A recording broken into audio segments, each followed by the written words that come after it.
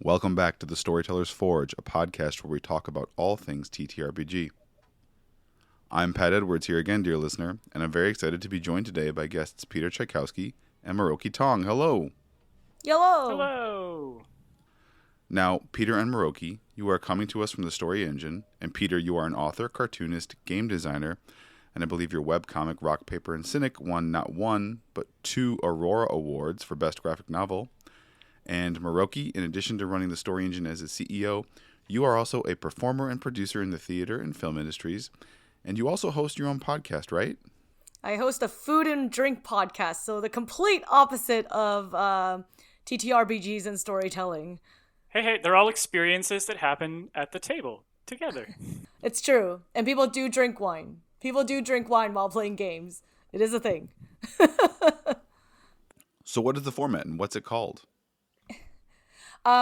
It's called Tasting Together, and you can find it on all your favorite, platforms like Spotify, Apple Podcasts, etc., etc. My podcast co-host Andre Prue and I kind of bring you a whole mixture of the best eats and drinks that you can find in your city. I'm Toronto-based, so a lot of it is based in like the Toronto or surrounding area, but we also do a lot of food and drink travel. So we do a lot of, tourism, food tourism all across the world. I obviously just came back from a month and a half in Europe, so I kind of walk through different food cultures and talking about the scenes there.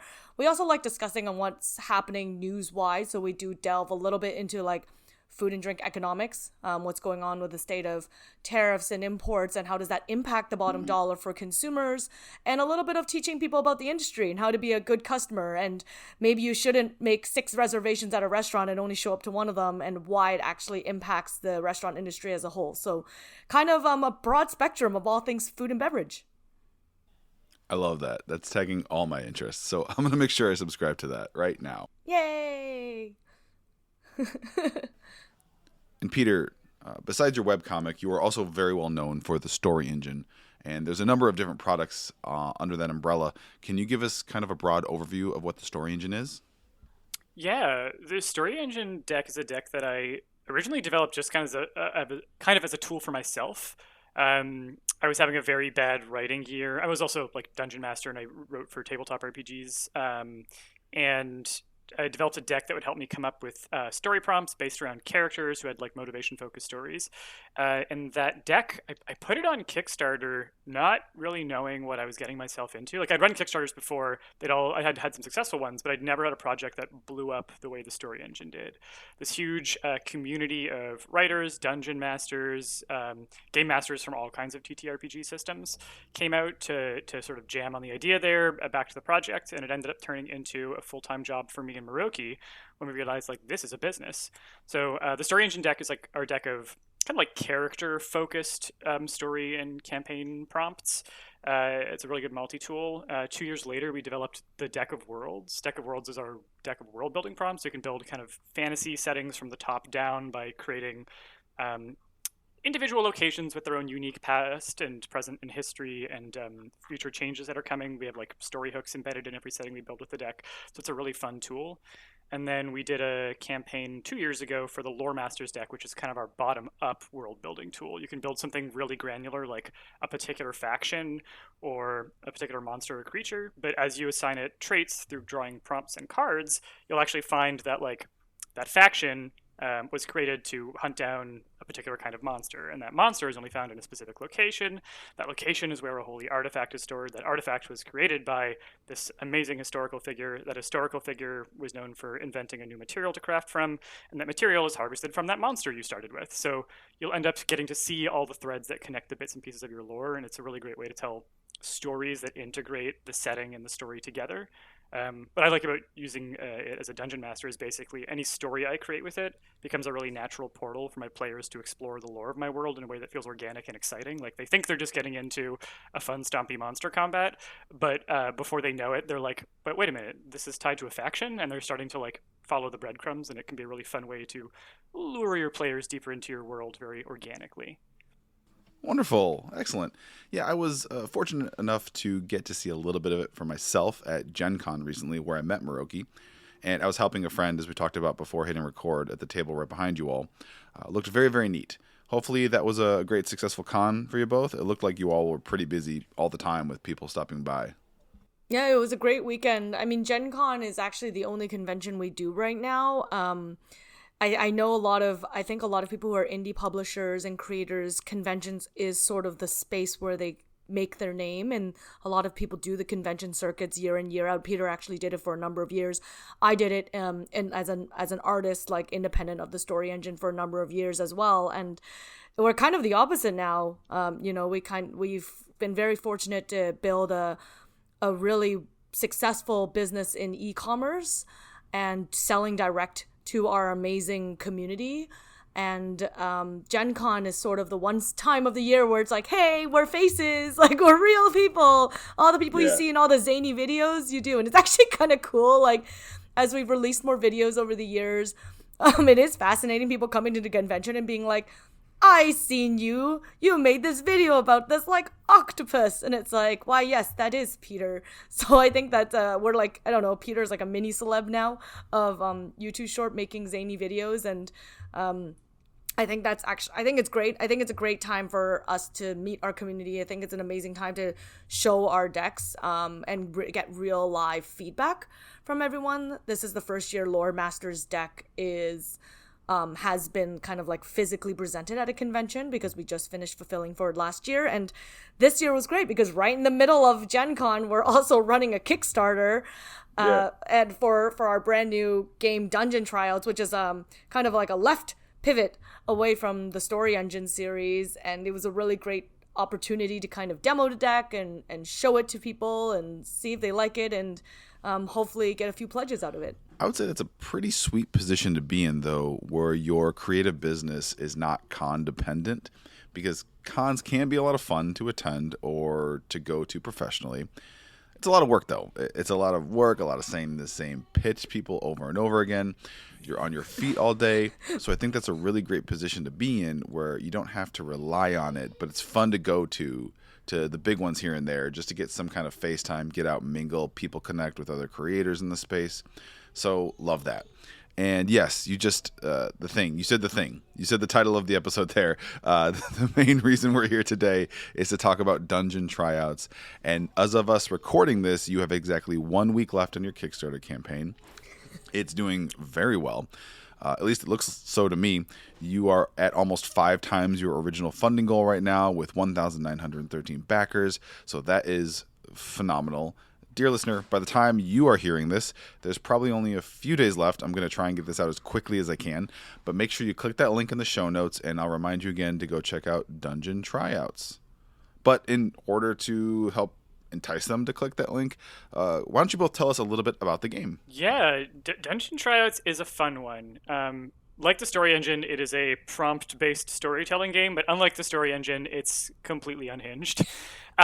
So you take on the role of a talent manager for wannabe adventurers, and your job is to basically pitch, frankly, very unqualified people for quests that they probably can't handle, but you're not really responsible for their success or failure. All you're responsible for is getting them the gig, so your job is just to pitch. So every round, someone takes on the role of the quest giver. That person draws a random quest, and it could be a very silly fantasy quest like clean up a junk shop overflowing with cursed items you really don't want to touch. Everybody's got a hand of these really silly, quirky adventurers. I'm going to draw a random hand here. We got a wizard whose fireballs look suspiciously like Molotov cocktails. A druid who got stuck in animal form and has basically gone feral. A sea captain who keeps getting distracted by their quest for revenge on the shark that ate their leg.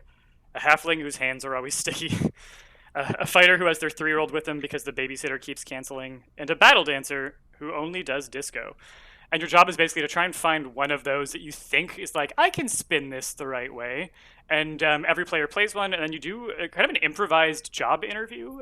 You can pitch in character as the hero themselves, or you can just sort of describe why you think they're good for the job. The quest giver will ask follow-up questions. Players can kind of try and sabotage each other, but only in the form of asking questions. And someone gets a point. So it's very party game format. It's a lot like Super Fight or Snake Oil, if you've played those. Kind of got some Cards Against Humanity energy, except it's actually all ages. We managed to make a game that is unhinged because of where the conversation goes, but the starting point is actually family-friendly, all ages. And it's been honestly so much fun to work on in demo. You'll see someone play a card where you're like, I don't know how you think that's going to work, and then they pitch, and you're like, oh, that's actually on the grand scheme of things kind of reasonable. Yeah, so it's a very silly game. Yeah, you already answered one of the questions I was going to ask as far as clarifying whether you're in character as the agent or the hero. I like the idea. If I was going to do this and play this game, I kind of want it to be uniform for everyone. I feel like if I was doing it myself at home, like, are we all going to do the agent doing a pitch, or are we all going to inhabit each character? The idea of being the agent doing the pitch sounds really interesting and fun to me personally. I mean, I'm also like a pro GM. I do a lot of play a lot of characters in actual plays and things like that. So the idea of being the agent, not the hero, trying to sell the hero sounds very fun. Yeah, quirky, silly, and as a D, actually, am I allowed to swear on this podcast? Yeah, fuck yeah. Okay, hell yeah. This is a great, like, half of D&D is trying to sell the dungeon master on your bullshit. This game is all about that, like, well, here's the reason that my character's bullshit should work, I think. So that, like, the player representing themselves in the court of dungeon law is kind of the energy that everybody is bringing to the pitch, which I really like, because it's such a familiar instinct for D&D players to just try and, like, again, justify their bullshit. I have also totally, like, switched like from playing the character to voicing the character when I realized that my pitch was not selling. I think we did one once. There's a couple words, like a wizard that's always stuck in polymorph, or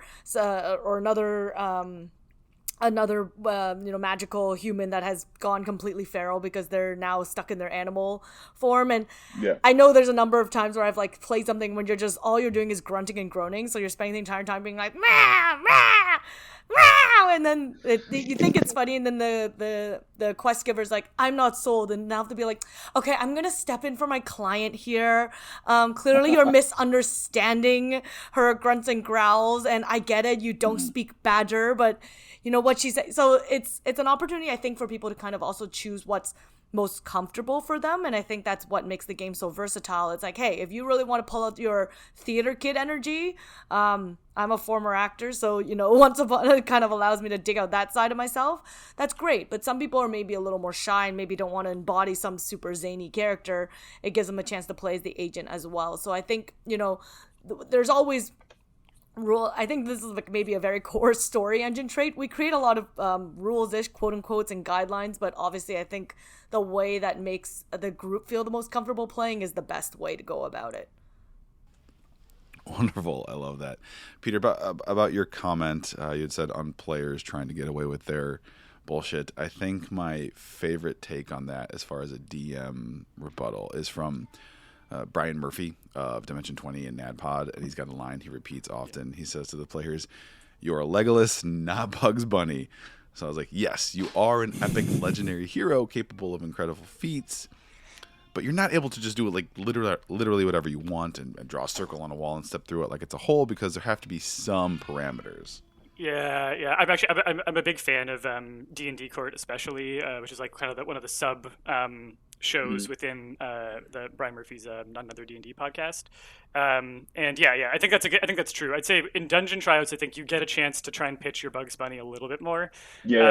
Like, you can, again, all that you need to do is for the person giving the quest to believe you. If they believe you, you've done your job, and they don't have to. So there's a bit more room for that negotiation. But I'll actually say there's two guests from Dimension 20 who've also been on another D&D podcast who are writing prompts for the game. Iffy Wadiway and Danielle Radford are both coming in as guest writers and doing some prompts for the deck. And they have Danielle has attended a couple writers' rooms now and pitched some absolutely hilarious characters. So I am really excited to get some of those creative juices into the game, because I think we're going to have, like, just a huge variety of sort of comedic takes on the cards. Funny you mentioned those two. I was going to call them out because I just saw Danielle at Gen Con. Also, I've interviewed Danielle on this podcast that you're both on. And then I know Iffy through another acquaintance, and he had a role in a short film I had written a couple years ago. But two awesome, talented folks. I see also you got Jonathan Sims from the Magnus Archives. I mean, I've actually never listened to it. I've only listened to clips of that from my TikTok feed, and I'm too scared to actually go back and listen to it. He does horror. He does brooding horror so well. And I've seen him do some really funny stuff before, and I really wanted to be like, let's do something full comedic. So him and his writing partner, Sasha Sienna, are both writing guest prompts for the game, and again, both have been in the writers' rooms and just so funny.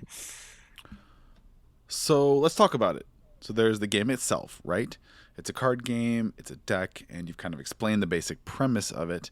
But let's talk about the Kickstarter campaign specifically, because as we all know and all our listeners know, Kickstarter campaigns or backer kit campaigns or just any kind of crowdfunding campaign are unique periods of time when fans of a thing can maybe get special goodies.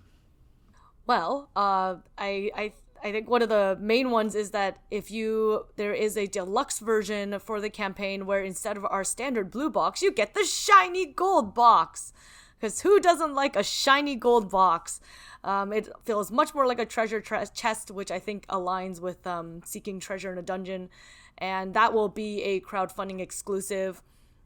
I know we have this one's a little bit past now, but you can actually get them, purchase them. But we had returning backers. So if you are someone who has backed any of the Story Engine decks, from Story Engine deck of Worlds, Lore Masters deck, or any of Peter's prior projects with Rock, Paper, Cynic, you have an opportunity to get some of our exclusive mini pins as part of the campaign. One of the really cool stretch goals that we have launched for this campaign, and you think it's unrelated, but let me explain to you. So, we're hitting stretch goals, and we actually just passed one today where we are adopting South African penguins as part of conserving kind of penguin conservation in South Africa, because right now there's a chance that South African penguins may go extinct by 2035 without our intervention. And trying to give back to the to the world is something that the Story Engine has always cared a lot about. In the past, we have contributed funds to Eden Reforestation. We make a paper product, so I think it's really important that we continue to keep protecting the environment that gives us these resources to create the games that we do. And so you wonder, where does penguins fall into all of this? Last year, we released a April Fool's deck called Oops All Penguins, which was literally a story prompts card where every single one of the cards had penguin on all sides. And somehow this one deck became so popular that we ended up bringing it back permanently and decided that, hey, maybe the penguin is a de facto mascot of the Story Engine now. So we decided to decided to make Sandcob the organization for our next couple of years for Story Engine. So when you reach certain stretch goals, we will adopt more penguins. We have unlocked the stretch goal where at this point we will be adopting 40 penguins as part of our Kickstarter. But the best part is that we have 3 expansions that are available for Dungeon Tryouts. One is the Dungeons and Doofuses expansion, so that's kind of like the more D&D, very, very D&D centric based expansion. Dungeon Tryouts obviously is great for anyone who loves a TTRPG and loves D&D, but it is for also the player who isn't familiar with D&D, someone who's maybe a more casual player, maybe someone that you're trying to get into play D&D, and this is the gateway drug for them to come in and play. So we have the Dungeons and Dragons based expansion. We have the Not Safe for Work expansion. So like we said before, this is the core deck is family friendly, but we wouldn't be as unhinged as we were if a lot of our jokes weren't, as we described it, highly immature jokes for mature people.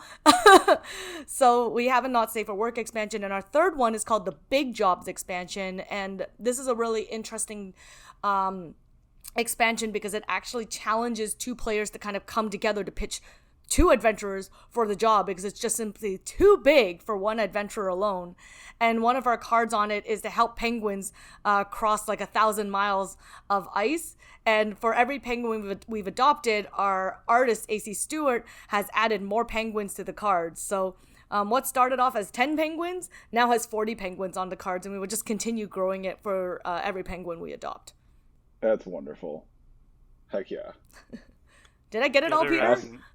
So the other add-on that I'm also really excited about, just because the story engine has brought a million and one incredible creative opportunities into my life, but the one thing that it has done is kind of killed my webcomic career, because I haven't had time for cartooning. I still write a lot. I still do a lot of creative work, but I don't draw as much.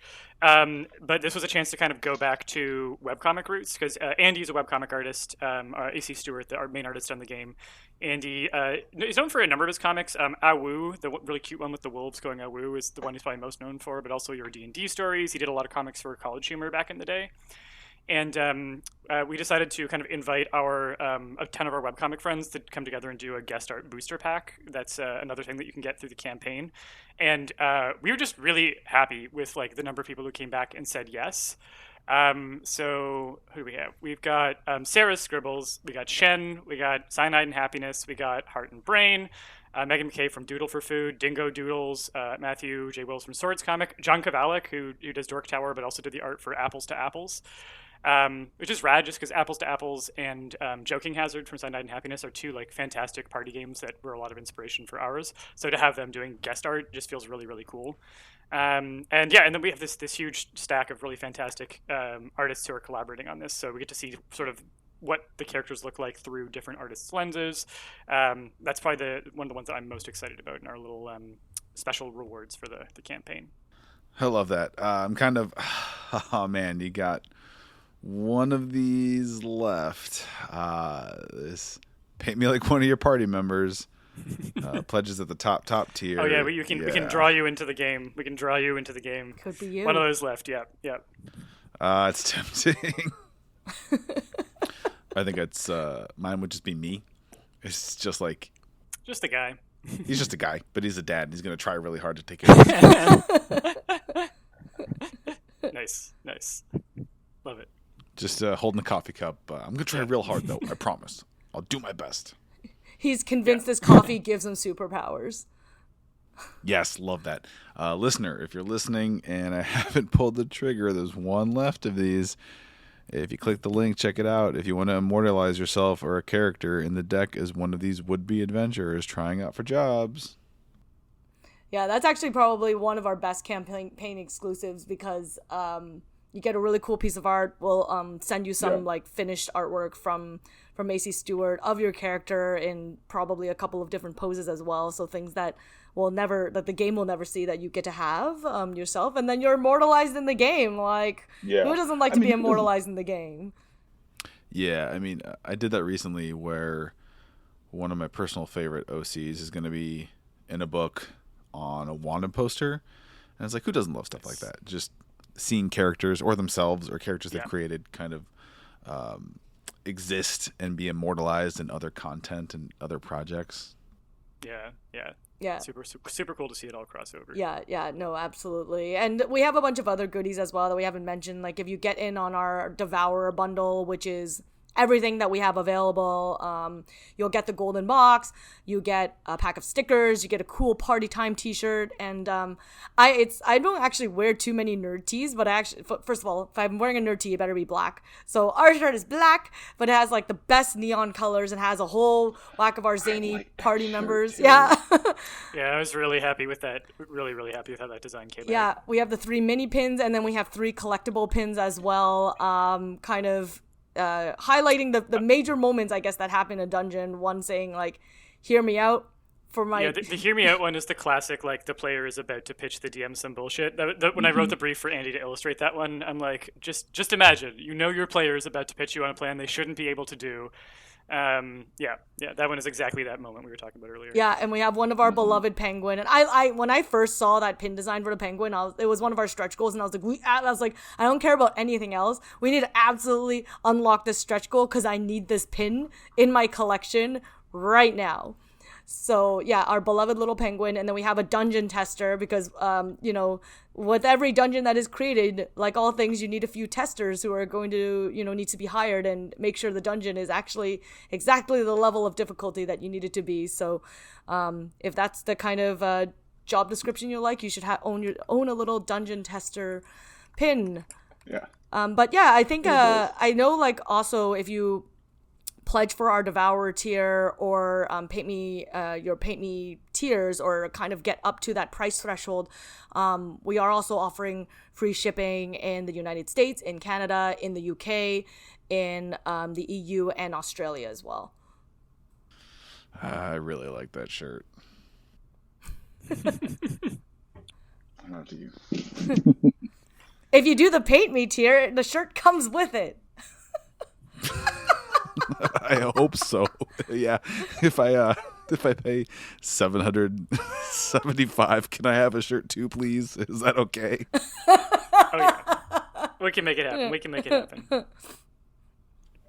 But you are selling that as like, assume if someone supports the base game and all these different things like the shirt are potential a la carte add-ons. Yeah, everything except the custom portrait. Obviously, you can be added on a la carte. Yeah. Yeah. Wonderful. Yeah, this is great. I wish we'd actually met sooner and earlier at the campaign, because I'm going to have to make a tough, quick choice on what level I'm going to personally back this at after we're off here. And listeners, you might have to fight me for some of these tiers, I think. Specifically the paint me tier. Well, luckily you have the control over the edits, so you can literally, as long as you make that decision before you hit publish. And this is such a thorough. So a big part. So this podcast, it usually falls into one of a couple of different categories of things we do. Most of the time we're interviewing creators like yourselves. We also do episodes where we're just sort of reviewing, critiquing or reviewing Kickstarter campaigns or backer kit campaigns that are TTRPG related in some way. Just saying, hey, does this look interesting? What do you think about this? And I'll have sometimes a guest co-host on. This is a great, just as someone who's kind of a student of that, this is a great campaign. And it looks like, because that's the other thing too, I think people wonder when they back a campaign is how much is actually done. Am I going to be waiting 3 to 4 years till I actually have the thing? This is looking pretty, you have all pretty close to me. Obviously, you're going to have some extra artwork and things to do with these top tier backer kits, but and you've been doing this long. I think you said this is what number of project is this for your company? I think this is my 11th project. Yeah. I think this is my 11th crowdfunding project. Yeah, this one, the campaign, we are scheduling for delivery in 2027 because the game is fully written. We had finished a full draft of writing the game, but the decision to illustrate every card in a game this big actually came later in the development process. I'd had Andy's artwork in mind for the box and the cover, and the more we were playing it, the more like, what if we had every single card illustrated? And we did a number of playtests with people doing an illustrated playtest versus illustrated playtest he had a big bank of D&D character illustrations he'd done that he let me use for that. And it was clearly so much more fun. Like the best version of the game, it was no brainer, the one with all the art. So we and Andy is going to be cranking out art for the next 12 months. Yeah. But he's very fast. He's going to live, eat, and breathe Dungeon Tryouts. I think one of the big things we really try hard to do when we create our campaigns is to be as transparent and as accurate as possible when communicating to our backers. I have found that historically there's I think especially for the listeners of this podcast who probably are reasonably familiar with Kickstarters and crowdfunding campaigns, they've probably seen when campaigns go off the rails and not the right way. Either overpromising timelines, under-delivering, and there's so much happening in the state of the world right now, and I'm constant my specialty in the company is I do a lot of logistics, and I am constantly researching what is happening in the world of freight. These things, when you create a game, there's so much more that goes into it than what you just see at the finish line, right? Everyone sees the game, but there's so much work from the preparation, from the creation process, working with so many different collaborators, reviewing it again. It actually takes a lot of work to make something sound funny, and it takes a lot of work to make sure that the funny thing doesn't sound too much like this funny thing over here, to make sure they all feel unique, to feel like they all combine properly. We do a lot of sensitivity testing as well to make sure that what we're doing is not kind of causing inadvertent harm to various players and gamers, and then when it goes, and then you have to prepare for manufacturing. Like no one's ever thought how meticulous you must be for how thick the card needs to be, or the finish of the paper, the balance of the colors, is the density of the ink good enough, are all the cards cut equally, do they all fit in a box a certain way, like these tiny little like micro granular things that we lose so much sleep on as creators, that probably no one ever sees, right? Even just like how does the box cover fold around the box, Right. and calculating freight, the timelines for freight, dealing with, current global tariff situations, and all to make sure it crosses the finish line. So we, all that is to say, when we come up with these timelines of delivering 2027, we do not make those decisions lightly. We understand that those timelines can seem far out, but first of all, 2 years pass in a blink of an eye. I think, in my opinion, at least, as a mid-30s lady, I think never seems to be enough time in a day. But I think we always communicate with our backers all throughout the process. If things change, we will always let know. If things come earlier, like yay, celebration too, right? Things can happen, good or bad, and I think that's what has been so. Our community, first of all, is wonderful. So let me give a huge shout out to all the fans of the Story Engine and Dungeon Tryouts and everyone who's been out there with us. We have an amazing community, and we love kind of always talking to you guys. So, whether it's through live streams, whether it's through our socials, whether it's through our newsletters, we always do our best to keep lines of communication open. Awesome. Love hearing that. I'm always someone who, if I'm a customer of somebody, I feel like I give so much grace or so much leeway if I feel like there's just communication happening with whatever it is, whether it's someone doing work, something in my house, or I've ordered something. I feel like if you're just being open and honest and communicating with me, I will give just so much benefit of the doubt. And yes, I know very much firsthand these things take so much work. This can be on the book side, like the TTRPG book side. It's just in the art.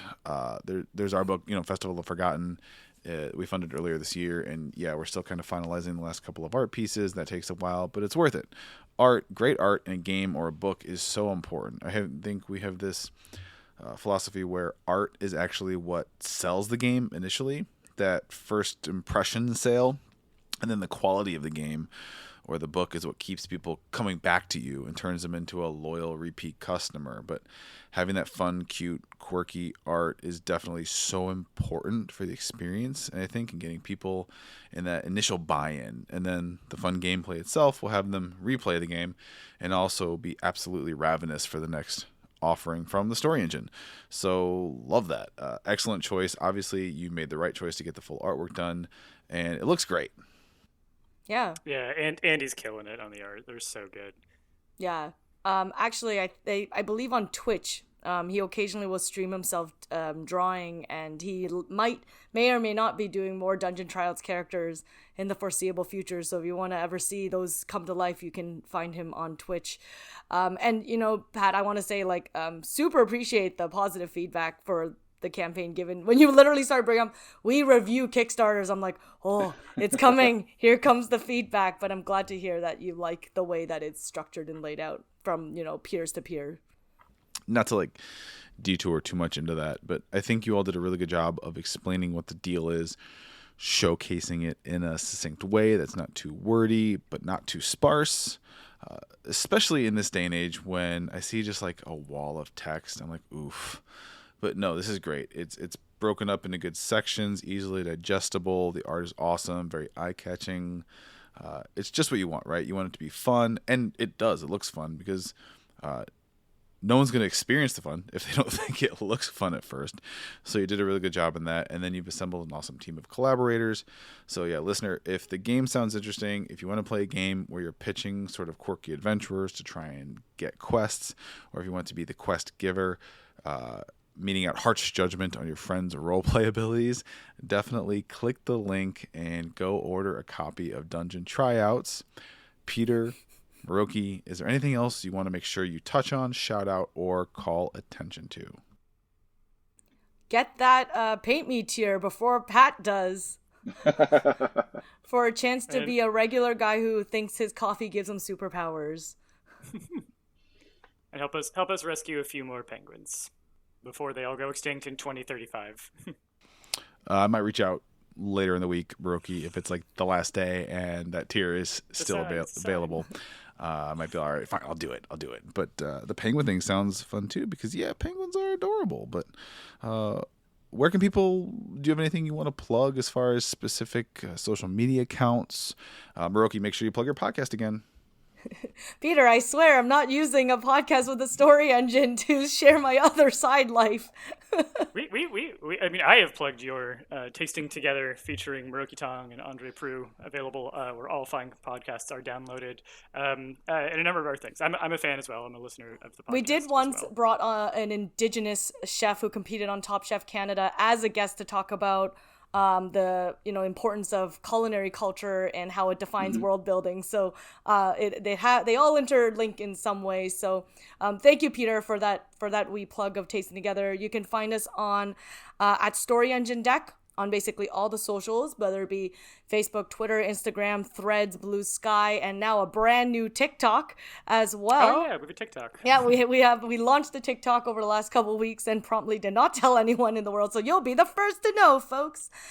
You can visit us at storyenginedeck.com if you're interested in any of our deck of story writing prompts, and you can visit the show notes for a link to our Kickstarter. You can find it at storyenginedeck.com/Kickstarter or dungeon-tryouts.com.